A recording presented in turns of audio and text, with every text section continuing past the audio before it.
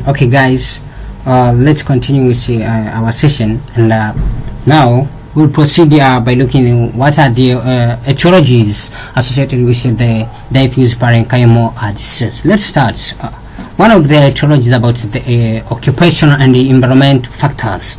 It's briefly that if someone is exposed to a long time to the number of toxins and pollutants, these toxins and pollutants can cause the lung damage.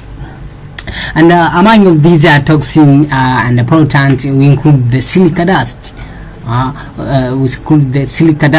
We include also the asbestos exposures. We include the grain dust, bed and animal droppings, radiation treatment, and indoor hot tubs. Another one of the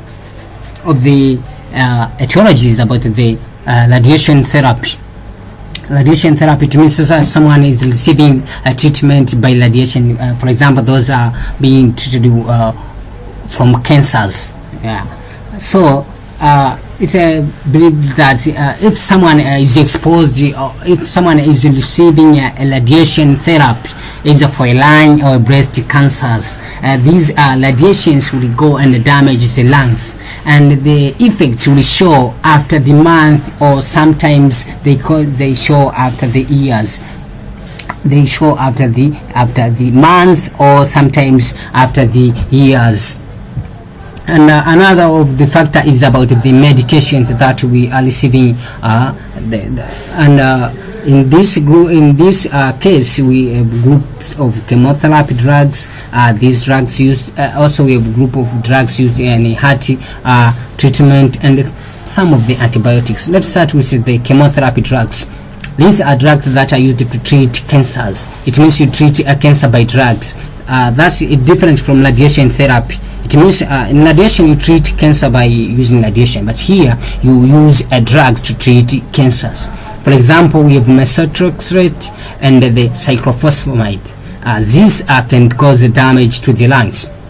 And also there are of the medication used to treat heart, especially they treat irregular heartbeat, or what we call arrhythmias. An example, we have amiodarone or propranolol. This obviously they cause harm to the lung tissues. And also there are some of the antibiotics, like the nitrofurantoin and the ethambutol. That's one of the drugs used in treatment of tuberculosis. So these medications are said to cause the lung damage, and once they cause the lung damage, it means the body will initiate the healing response, and once this healing response is abnormal, it will cause what we call the interstitial lung diseases, due to the thickening of the interstitium of the lungs. And another of the etiologies is the anti-inflammatory drugs. These are drugs that work against inflammation. It means they reduce inflammations. For example, we have rituximab, which is also called rituxan, and also sulfasalazine or azulfidine. These are the drugs that are associated with the damage to the lungs. They cause damage to the lungs, and once they cause, if the abnormal healing response occurred, someone will experience what is called the interstitial lung disease. Another is about medical conditions. When you're talking about a medical condition, that's the condition someone has. For example, if someone has autoimmune disease like rheumatoid arthritis, someone has scleroderma, someone have dermatomyositis or dermatomyositis and polymyositis. If someone has mixed connective tissue disease or Sjogren syndrome or have sarcoidosis, these medical conditions are said to be associated with the damage to the interstitial parts of the lungs, and thus later develop what we call interstitial lung diseases. Another is infections. for example, viral infection caused by cytomegalovirus, which affected those immunocompromised people. And also bacterial infection like pneumonia, fungal infection like histoplasmosis, and parasitic infections.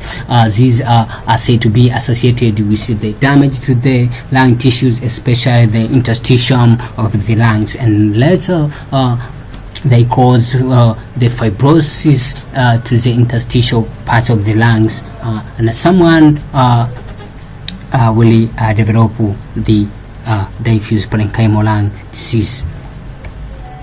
Okay, let's look about the risk factors of these diffuse parenchymal lung diseases. One of the risk factors is about age. Another factor is the exposure to occupational and environmental toxin.